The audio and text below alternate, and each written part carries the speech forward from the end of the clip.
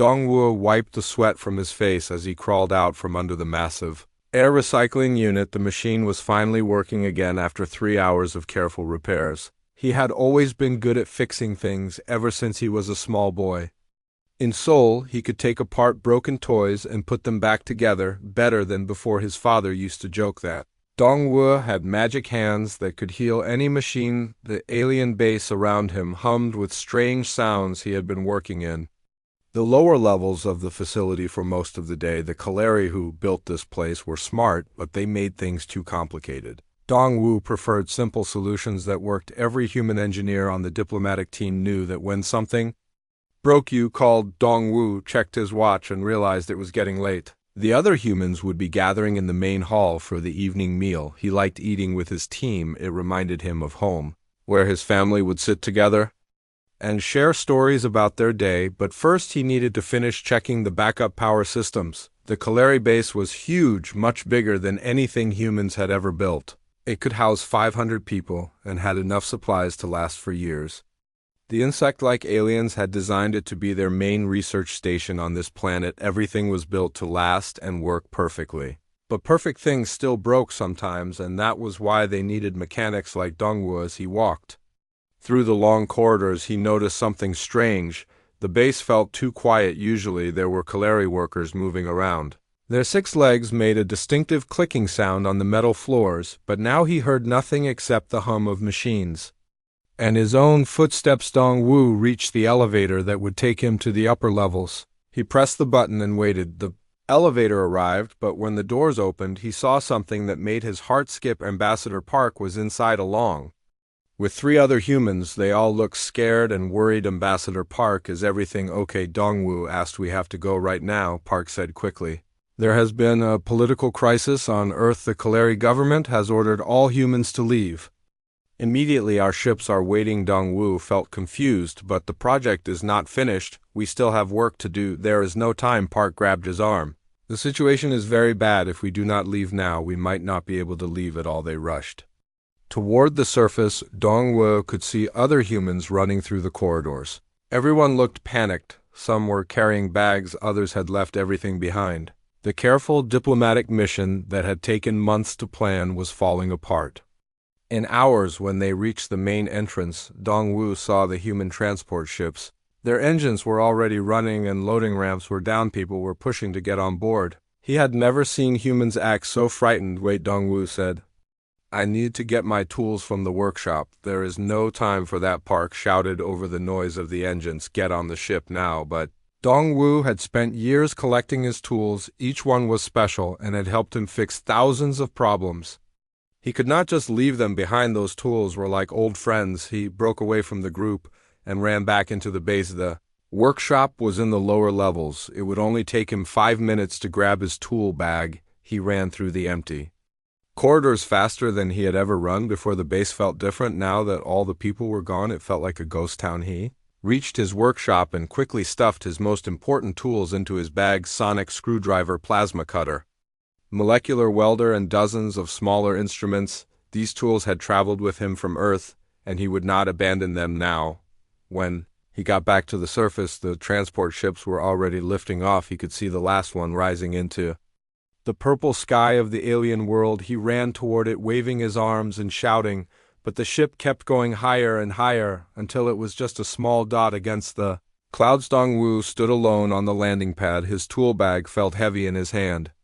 The base behind him was completely silent now. No humans, no Kaleri, no sounds of life anywhere. He looked up at the sky, hoping to see the ships coming back, but there was nothing except alien stars beginning to appear. As darkness fell, he walked back into the base and made his way to the control room. The main computer was still running. Its screens showed information in Kaleri, writing that he could not read. Warning lights were flashing red and yellow. The base was having problems, but he did not know what kind of problems or how serious they were. Dongwu sat down in one of the chairs. The reality of his situation began to sink in. He was alone on an alien world billions of miles from Earth. The base around him was designed for creatures that were nothing like humans. The food dispensers, the sleeping areas, the environmental controls, everything was made for 6-legged insects with compound eyes. He Tried to use his communicator to contact the human ships but got only static either. They were too far away or something was blocking the signal. He was truly alone. The diplomatic mission had failed. And in their panic to escape, everyone had forgotten about the mechanic working in the lower levels. Night fell quickly on the alien world. The base had automatic lighting, but it was dim and gave everything a strange blue color. Dongwu explored the facility, trying to understand how things worked. The Kaleri had built their base to be efficient, but it was efficient for them. Not for humans. He found what looked like a cafeteria, but the food dispensers would not work for him. They were designed to read Kaleri biological signatures. His human fingerprints and DNA meant nothing to the machines. He was surrounded by food, but could not access any of it. The sleeping quarters were even worse. The beds were designed for creatures with 6 limbs and hard exoskeletons. A human body could not fit comfortably in any of them. Dongwu tried several different rooms, but each one was the same alien furniture for alien bodies. He eventually found a storage room with some soft packing materials. He made a rough bed on the floor using foam padding and plastic sheeting. It was not comfortable, but it was better than trying to sleep in a Kaleri bed designed for a completely different body shape. As he lay in the darkness, Dongwu thought about his situation. The base was huge and complex. Its systems were failing without proper maintenance. The Kaleri had taken their technical manuals and most of their tools. When they left, he had his own tools, but they were designed for human technology, not alien machines. But Dongwu had always believed that all machines spoke the same basic language. Electricity flowed the same way, whether it was in a human computer or an alien power system. Mechanical parts wore out in predictable patterns. Regardless of who built them, if he could learn to read the signs, he might be able to keep the base running. He had 2 choices. He could give up and wait to die as the systems around him slowly failed, or he could do what he had always done, roll up his sleeves and start fixing things. It would be the biggest challenge of his life, but Dongwu had never backed down from a broken machine. Tomorrow, he would begin learning how to speak the language of Kaleri technology.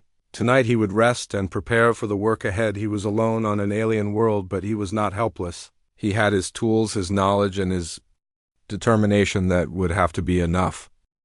Dongwu woke up with his back aching from sleeping on the hard floor. The alien base hummed around him with sounds he was slowly learning to recognize. Some were normal operating sounds, others meant trouble. He had been living alone in the facility for 2 weeks, and hunger was becoming a serious problem. The food dispensers remained his biggest challenge. Every time he approached one, it would scan him with blue light, then flash red symbols. He could not read. The machines were smart enough to know he was not Kaleri, but too dumb to figure out he still needed food. He had found some emergency ration packs in storage, but they were running low. Dongwu decided to take apart one of the smaller food dispensers in what looked like a break room. The machine was about the size of a refrigerator and covered in smooth alien metal. He used his plasma cutter to carefully remove the outer panels. Inside, he found a maze of circuits and mechanical parts that looked both familiar and strangely basic. Components were recognizable: power supply, cooling system, processing unit, and dispensing mechanism, but everything was designed around Kaleri biology.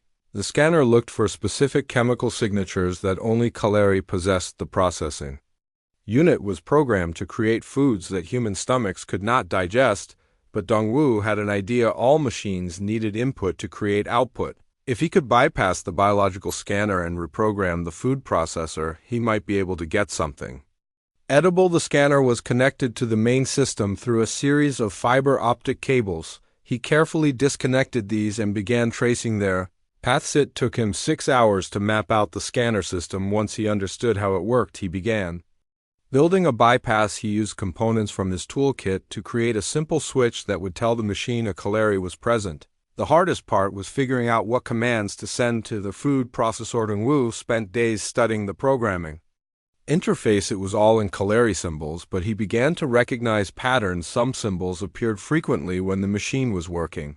Others showed up only when there were errors. He started keeping a notebook where he drew the symbols and tried to guess their meanings. His breakthrough came when he realized the machine used mathematical concepts that were universal. The same way humans and Kaleri both understood that 2 plus 2 equals 4, they both needed to measure quantities and temperatures. Dongwu found the symbols for numbers first. then slowly worked out symbols for basic cooking commands. The first time he successfully activated the food dispenser, it produced something that looked like green slime and smelled terrible, but it was food, and his scanner readings showed it was safe for human consumption. He ate it slowly, fighting the urge to throw up. It tasted like dirt mixed with soap, but his body needed nutrients. Over the following days, Dongwu improved his programming. He learned to adjust temperature settings and cooking times. The green slime became less awful and eventually turned into something resembling protein paste. It was still not good, but it would keep him alive. He also figured out how to make the machine produce clean water. With the food problem partially solved, Dongwu turned his attention to the environmental systems. The base was designed for Kalari atmospheric preferences, which included higher humidity and different gas mixtures. The air was breathable for humans, but not comfortable. His skin felt sticky all the time, and he had trouble sleeping. The environmental control center was located on the 3rd level. It was a large room filled with displays and control panels. Everything was labeled in Kalari writing, but Dongwu was getting better at recognizing symbols. He found what he thought were temperature and humidity controls and began experimenting. His first attempts made things worse.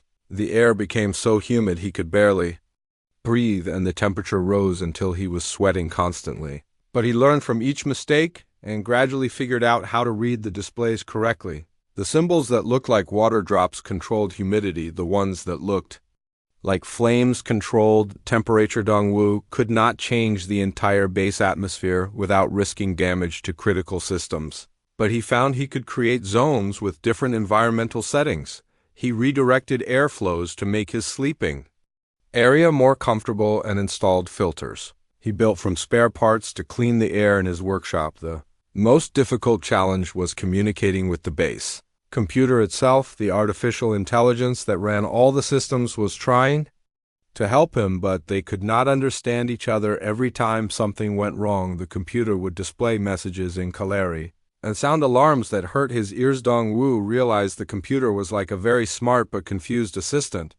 It could see that systems were being modified and that a non-Kalari life form was present. It wanted to help but did not know how. The computer kept trying to fix his modifications because they did not match its programming. He began leaving the computer messages by arranging tools and parts in mathematical patterns. The computer had visual sensors throughout the base and could see what he was doing. Dongwu would solve simple equations using physical objects, then point to the systems he was working on. Slowly, the computer began to understand that the strange bipedal creature was not trying to damage the base, but was actually trying to maintain it. The artificial intelligence started to learn from Dongwu modifications. Instead of automatically reversing his changes, it began to analyze them and sometimes even improve them.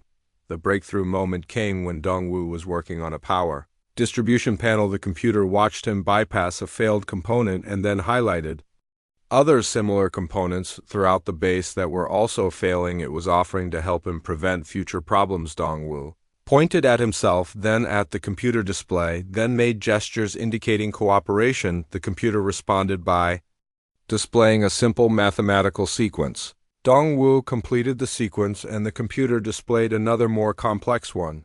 They were teaching each other to communicate. Within days, they had developed a basic language using mathematics engineering. Diagrams and simple logic symbols. The computer would show Dongwu problems and he would propose solutions. The computer would calculate whether his ideas would work and help him implement the changes. Working together, they accomplished far more than Dongwu could have managed alone. The computer had access to detailed schematics of every system in the base and could run complex simulations of his modifications. It also had manufacturing capabilities that could produce parts and tools designed for human hands rather than Kalari claws. Their first major project was upgrading the power systems. The base had been designed with significant redundancy, but much of that capacity was wasted through inefficient distribution. Dongwu and the computer redesigned the power grid to eliminate waste and improve reliability. They reduced overall power consumption by 20%. While actually improving performance, they also worked together to modify unused sections of the base for human habitation. The computer identified areas that were not critical to base operations and helped Dongwu convert them. The machine shops were redesigned with human-sized tools and work surfaces. Storage areas became living spaces with proper lighting and air circulation. By the end of his first month alone, Dongwu had transformed from a desperate survivor into the base effective manager. He and the computer, which he had started calling Buddy, were becoming an efficient team. Buddy learned about human needs while Dongwu learned about Kaleri technology. The base was running better than it ever had under Kaleri management, but Dongwu was not satisfied with just maintaining what existed. He was beginning to think about improvements and expansions. The facility had been designed with room to grow, and now he had the knowledge and partnership to make that growth happen.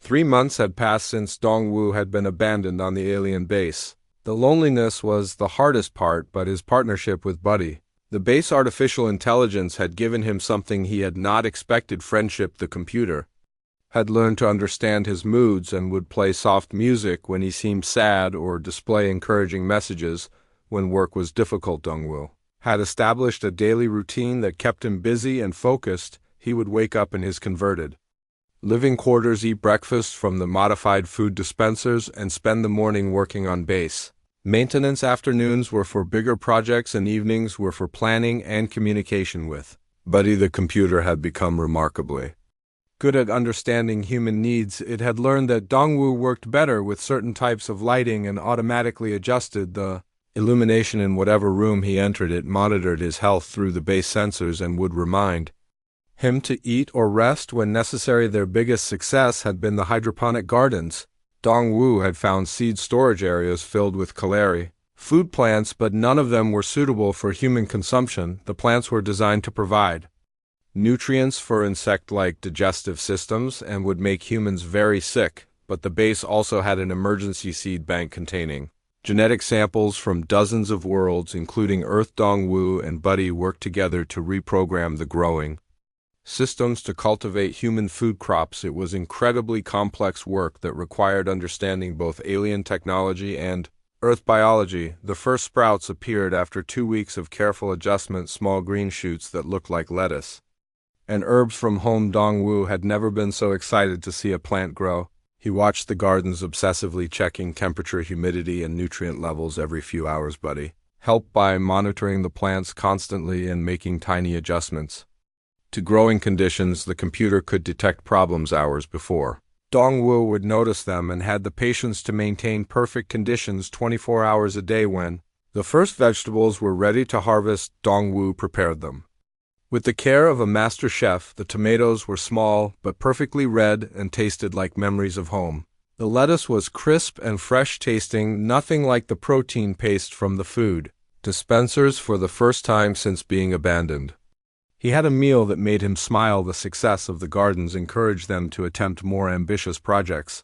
Dongwu had been thinking about the unused sections of the base. The Kaleri had built the facility with room for expansion, but had never activated many of the planned areas. These sections had basic power and life support, but no specialized equipment. Working with Buddy, Dongwu began bringing these areas online. Each section presented new challenges and opportunities. One area had been designed as additional workshops but was filled with Kaleri-sized tools and equipment. Dongwu and Buddy redesigned it completely, creating a human-friendly workspace with proper lighting, ventilation, and tools scaled for human hands. Another unused section had been planned as recreational facilities for Kaleri workers. The original design included exercise areas, social spaces, and entertainment systems. Dongwu modified it to suit human needs, creating a gymnasium where he could stay in shape and a lounge area where he could relax. The entertainment systems were particularly challenging because they had been designed for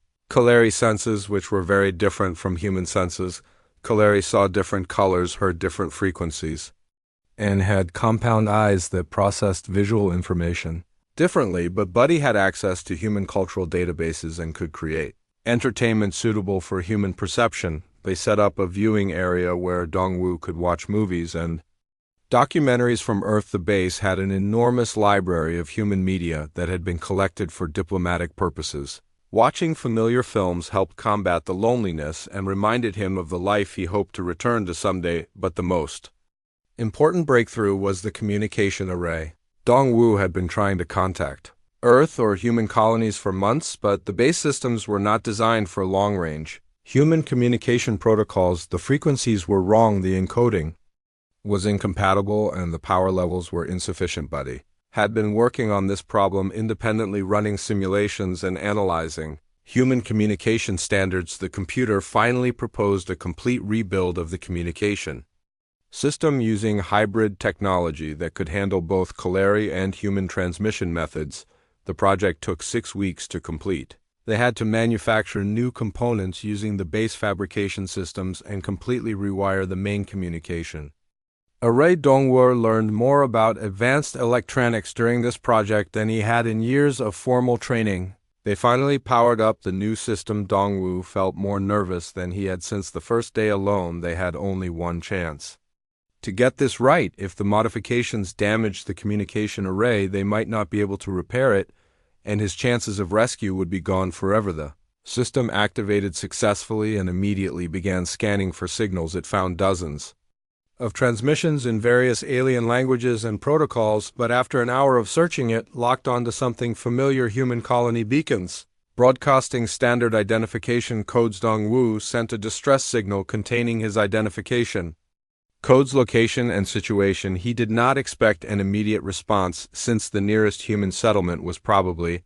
weeks away by faster-than-light travel, but knowing that his message was traveling through space toward other humans filled him with hope. While waiting for a response, Dongwu and Buddy turned their attention to defensive systems. The base had been built with military-grade shields and weapons, but they had been designed for different types of threats. The Kaleri had worried about space pirates and hostile alien governments, but not about the kinds of dangers that might threaten a single human. They upgraded the sensor arrays to provide better early warning of approaching ships and modified the defensive protocols to be more automated. Dongwu could not operate complex weapon systems alone, but the computer could handle multiple targets simultaneously if properly programmed. The base also had manufacturing capabilities that could produce defensive equipment. Dongwu designed and built portable weapons and protective gear that he could use if the automated systems failed. He hoped never to need them, but being prepared made him feel more secure. As his 4th month alone began, Dongwu realized that he had stopped thinking about survival and started thinking about improvement. The base was no longer just keeping him alive, it was becoming a home. He had created spaces that felt comfortable and familiar, surrounded by technology that responded to his needs, but he also realized that his situation was probably unique in human history. He was learning things about alien technology that no other human had ever discovered. His modifications and improvements were creating new possibilities for human-alien cooperation. Dongwu began keeping detailed records of everything he learned, not just technical specifications, but also insights about how different forms of intelligence could work together. His partnership with Buddy had shown him that cooperation was possible even between species that had evolved on different worlds. He started to think that maybe being abandoned had not been a disaster but an opportunity. The diplomatic mission had failed because humans and Kaleri could not understand each other, but Dongwu had found a way to bridge that gap through the universal language of engineering and problem-solving. The base was becoming something new, neither purely human nor purely Kaleri, but a hybrid that combined the best of both technologies. It was proof that different species could work together to create something greater than either could achieve alone. And Dongwu was at the center of it all, the human who had learned to speak the language of machines. 6 months alone had changed Dongwu in ways he was only beginning to understand. The scared mechanic who had been left behind was gone, replaced by someone confident and capable. He moved through the alien base like he owned it, because in many ways he did. The facility responded to his commands and anticipated his needs better than any human-built system ever had. His daily routine had expanded far beyond basic survival. He spent mornings maintaining systems that now ran more efficiently than their original designers had ever imagined. Afternoons were for ambitious new projects that pushed the boundaries of what the base could do. Evenings were for planning with Buddy, and sometimes just for enjoying the comfortable spaces they had created together. The hydroponic gardens had grown into something spectacular. What had started as a few small plots now covered entire sections of the base. Dongwu had tomatoes, lettuce, peppers, herbs, and even strawberries growing under alien suns. The air in the garden areas smelled like earth, and walking through them always lifted his mood, but food was no longer his main concern. The base could now produce anything he needed. The fabrication systems had been reprogrammed to make human-friendly tools, furniture, clothing, and equipment.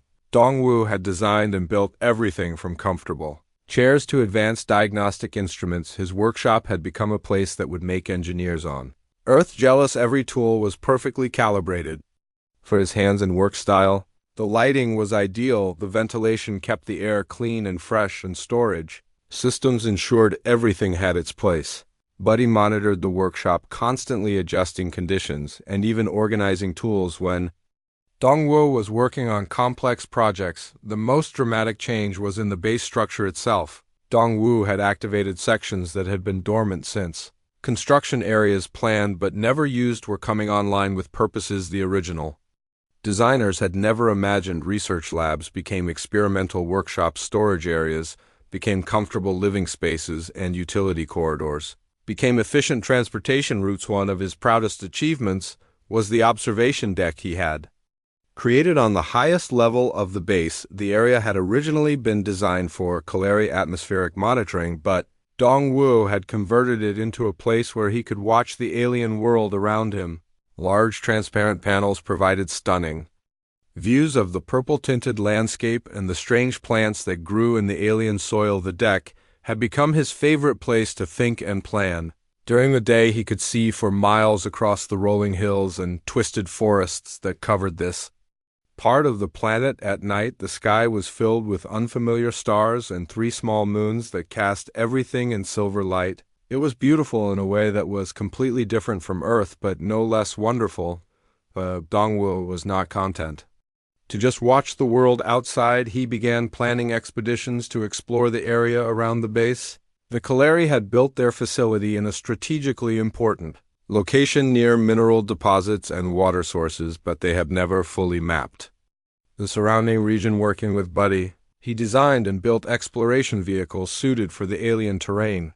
The base had manufacturing capabilities that could produce almost anything, but creating vehicles required understanding the challenges of the local environment. The gravity was slightly higher than Earth. The atmosphere had different chemical properties, and the weather patterns were unpredictable there. First vehicle was a simple rover designed for short-range reconnaissance. It had sensors, cameras, and sample collection tools, all controlled remotely from the base. Dongwu could explore the immediate area without leaving the safety of the facility. The rover discovered underground water sources, valuable mineral veins, and even evidence of small alien creatures that lived in the soil. Success of the rover led to more ambitious vehicles, including a larger transport that could carry equipment for extended missions, and eventually a flying drone that could survey the region from above. Each new vehicle taught them more about the world and revealed new opportunities for expansion. Dongwu began to think about the base not as an isolated facility, but as the center of a growing operation. The area around them was rich in resources and completely uninhabited. They could expand their influence, establish outposts, and create a network of facilities that would make the region truly valuable. But expansion required more than just vehicles and equipment. It required defenses. The base location was strategically important, and other species might be interested in claiming it. Dongwu had detected signs of ships passing through the system, and some had shown curiosity about the base energy signatures working. With Buddy, he began a comprehensive upgrade of the defensive systems. The original Kalari weapons were powerful but limited in scope. They were designed for specific threats and could not adapt to new challenges. Dongwu redesigned them to be more flexible and intelligent. The new defensive grid included automated weapon platforms that could engage multiple targets simultaneously, advanced sensors that could detect approaching threats from much greater distances, and shield generators that could protect the entire base from orbital bombardment. The system was controlled by Buddy, but designed so that Dongwu could override any decision if necessary. They also built defensive installations around the base perimeter, hidden weapon emplacements That could surprise attackers and shield generators that could protect key facilities even if the main base was damaged. The defenses were designed to be largely invisible but incredibly deadly to anyone who threatened the facility as the defensive. Upgrades neared completion. Dongwu received his first response to the distress signals he had been broadcasting. The message was from a human colony ship that had detected his transmissions and was investigating. They were still several weeks away, but knowing that other humans were coming filled him with excitement and nervousness. He was excited to see other people again after months of isolation. But he was also nervous about how they would react to what he had accomplished. The base was no longer recognizably Kalari or human, but something entirely new. Would other humans understand what he had created, or would they see it as dangerous alien contamination? Dongwu decided to prepare for their arrival by documenting everything he had learned. He began creating detailed records of his modifications, technical manuals for the hybrid systems, and most importantly, guidelines for human-alien cooperation. His experience with Buddy had taught him lessons that could change how humans interacted with other species. The artificial intelligence had become more than just a tool or partner. Buddy had developed something that seemed very much like personality. The computer had preferences, opinions, and even a sense of humor. It would make jokes by displaying amusing images or creating unexpected but pleasant surprises in the base systems. Their relationship had shown Dongwu that intelligence could take many forms and that cooperation was possible between very different types of minds. Buddy thought in ways that were completely unlike human thought, but they had found common ground in their shared dedication to making the base better. As he prepared for the arrival of other humans, Dongwu realized that he had stopped thinking of himself as abandoned. Instead, he felt like a pioneer who had been given the opportunity to explore new frontiers. The base had become proof that humans could adapt to alien environments and create something valuable from seeming disaster. The facility now produced more power than it consumed, grew more food than one person could eat, and had manufacturing capabilities that could supply a small colony. It was no longer just a research station but a foundation for permanent human presence. On an alien world, Dongwu had turned abandonment into opportunity, isolation into innovation, and fear into confidence. He was ready to show other humans what was possible when you refused to give up and learn to work with the technology around you instead of against it. The mechanic who had been left behind had become the creator of something entirely new. The alarm woke Dongwu from a peaceful sleep in his comfortable bed. The sound was different from the usual maintenance alerts Buddy had learned to create. It was urgent and carried a tone of warning that made his heart race. Immediately, he rolled out of bed and ran to the control center, where displays were flashing with incoming ship signatures.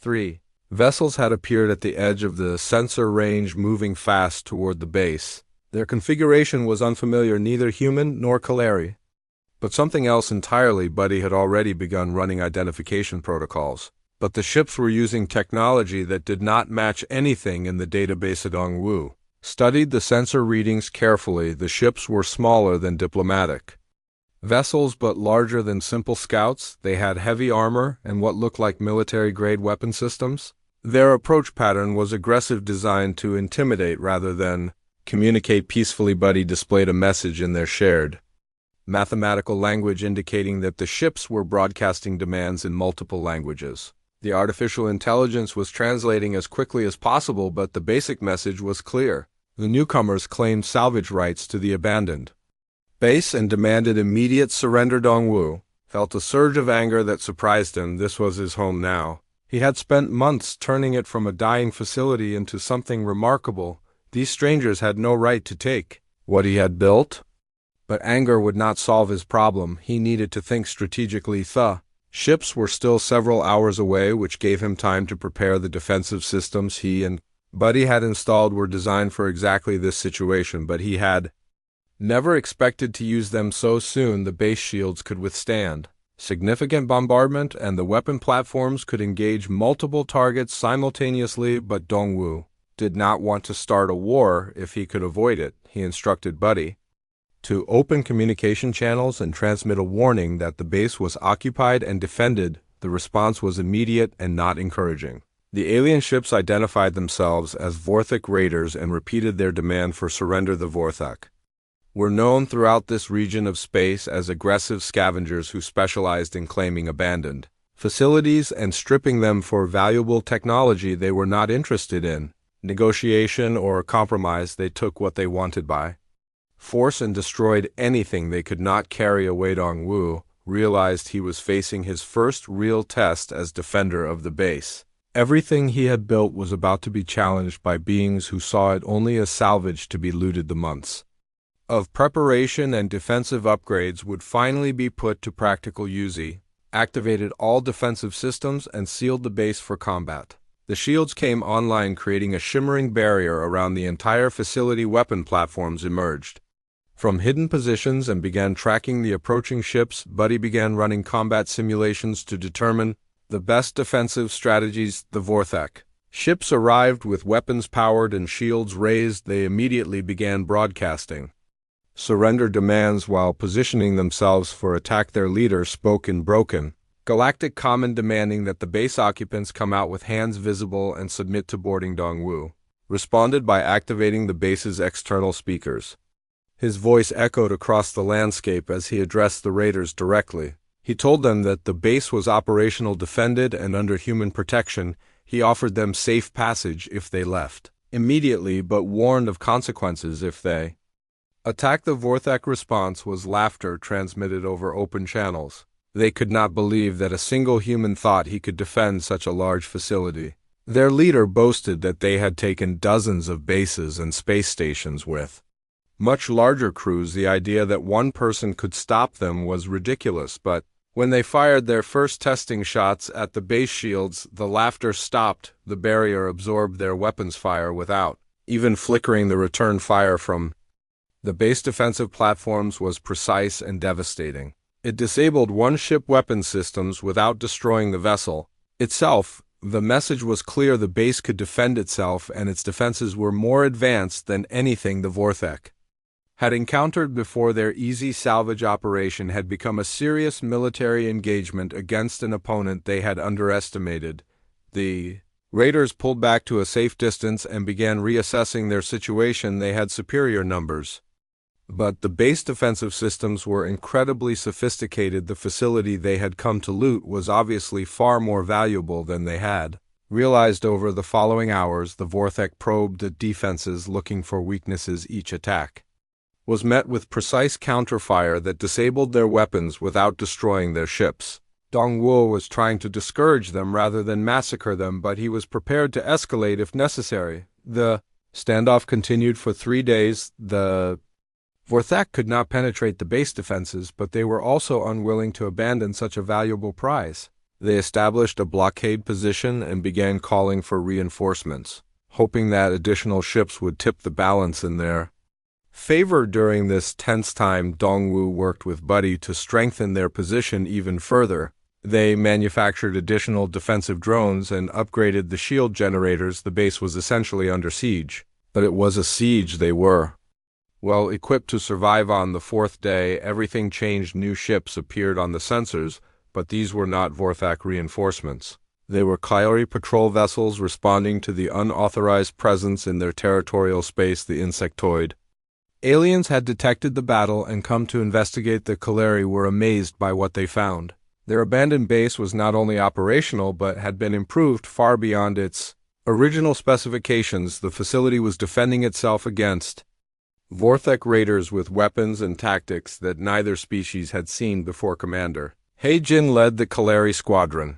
She had been part of the original base design team and knew every detail of the facility construction. What she saw now was impossible. The base should have been dead and empty. Instead, it was thriving and protected by defensive systems that surpassed anything the Kaleri had built. The Vorthak raiders found themselves caught between the base defenses and an approaching Kaleri fleet. Their easy salvage operation had become a diplomatic incident that could escalate into a full-scale war. They had no choice but to retreat, abandoning their claims and hopes of easy profit as the raider ships disappeared into space.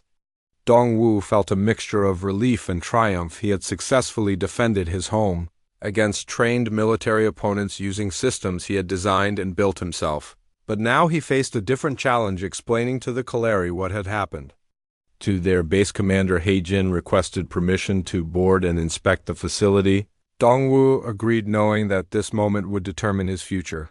The Kaleri had every right to reclaim their property, but he hoped they would recognize the value of what he had accomplished. When the Kaleri shuttle landed, Dongwu was waiting in the main hangar. He had cleaned himself up and put on his best clothes, but he was still obviously human, and obviously alone. Commander He-jin emerged from the shuttle, followed by a team of engineers and scientists. The Kaleri moved through the base in wonder, examining systems that had been transformed beyond recognition. Everything worked better than original specifications. The facility was cleaner, more efficient, and more capable than anything they had ever built. Their compound eyes took in details that human vision would miss. Commander He-jin spoke excellent Galactic Common, and her first question was simple: how had one human accomplished so much? Dongwu began explaining his partnership with Buddy and the months of careful modification and improvement. As they toured the facility, the Kaleri team became increasingly excited. They saw innovations that could revolutionize their own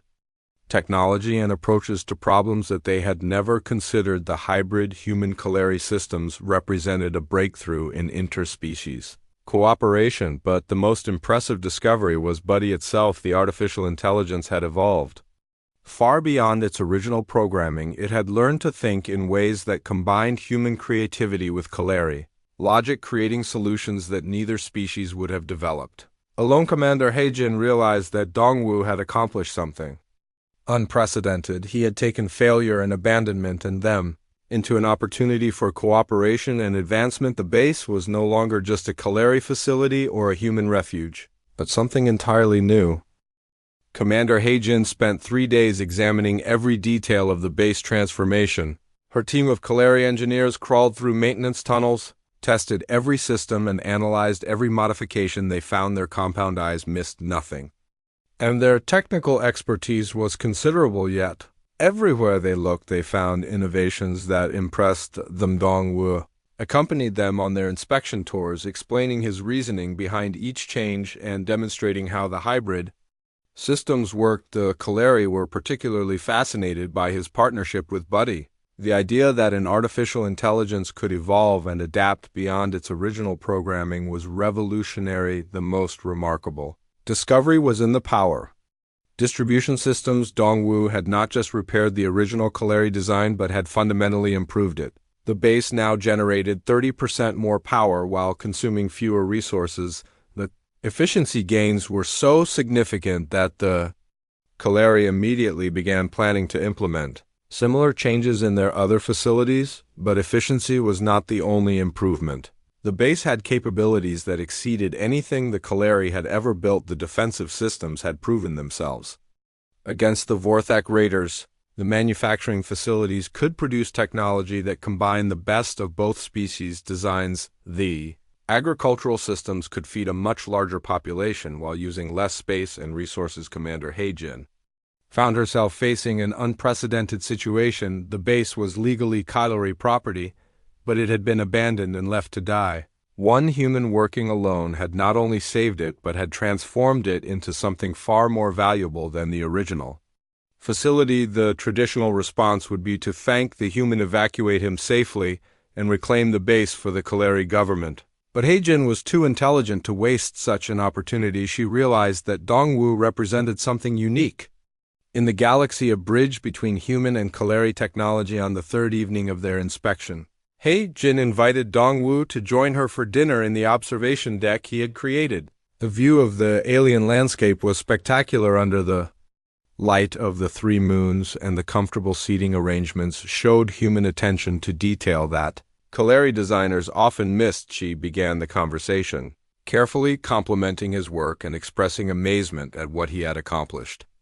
But Dongwu could sense that she was building towards something important. Her body language suggested she was about to make a proposal that would change everything. He-jin explained that the Kaleri government was facing challenges that required innovative solutions. Their traditional approaches to engineering and system design were efficient but limited. They needed fresh perspectives and new ways of thinking about old problems. She offered Dongwu something that no human had ever been offered before, a permanent position as chief engineer of the base with full authority to continue his modifications and improvements. The facility would become a joint human Kaleri research center dedicated to developing hybrid technologies.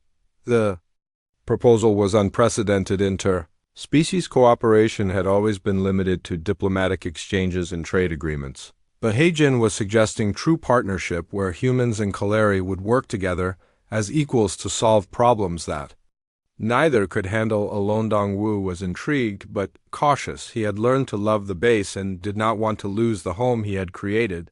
But he also understood the political complexities of the situation. He would need guarantees that his work would be respected and that he would have the resources to continue his innovations. The negotiations took several days, but eventually they reached an agreement that satisfied everyone. The base would officially become the first joint human Kaleri research facility. Dongwu would lead the engineering team with full authority over technical decisions. Buddy would remain as the primary artificial intelligence but would be upgraded with additional Kaleri knowledge systems. Most importantly, the innovations developed at the base would be shared equally between both species.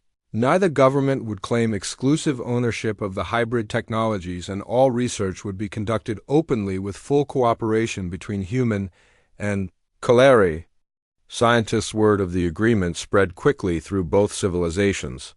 The story of the human mechanic who had been abandoned and had rebuilt an entire alien base captured imaginations everywhere. Dongwu became a symbol of human determination and adaptability, while the base became proof that interspecies cooperation could create amazing results. The first joint research teams arrived within months. Human engineers worked alongside Kaleri scientists to understand and improve the hybrid systems. Dongwu found himself teaching classes to experts from both species, sharing the lessons he had learned during his months alone. The base continued to grow and evolve. New sections were activated and converted for joint use. The original Kaleri areas were modified to accommodate human workers, while new human areas were designed with Kaleri efficiency principles. The result was a facility that felt natural to both species. Buddy played a crucial role in the transition. The artificial intelligence had learned to communicate with both humans and Kaleri and served as a translator and mediator when cultural differences created misunderstandings. The computer had evolved beyond its original programming to become something entirely new. The research produced at the base began to revolutionize technology throughout the galaxy. Power systems based on Dongwu designs were installed in facilities across both human and Kaleri space. Manufacturing techniques that combined human creativity with Kaleri precision created products that were both innovative and reliable. But perhaps the most important result was the change in attitudes between the two species. The base proved that humans and Kaleri could work together effectively when they focused on common goals rather than cultural differences. Young people from both civilizations began to see interspecies cooperation as normal and beneficial. Dongwu had started as a simple mechanic whose only goal was survival. He had ended up creating something that changed the relationship between two entire civilizations. The base that had been abandoned and forgotten became a symbol of hope and cooperation that inspired countless others. Years later, when Dongwu was recognized as one of the most important engineers in the galaxy, he would always remember those first terrifying days alone in the alien base. He had learned that being abandoned was not the end of the story, but could be the beginning of something extraordinary. The key was refusing to give up and being willing to learn from the technology around him. Instead of fighting against it, he had discovered that all machines spoke the same basic language and that intelligence could take many forms. The partnership between human creativity and alien logic had created possibilities that neither species could have achieved alone. The base continued to grow and prosper, becoming a model for cooperation that was copied throughout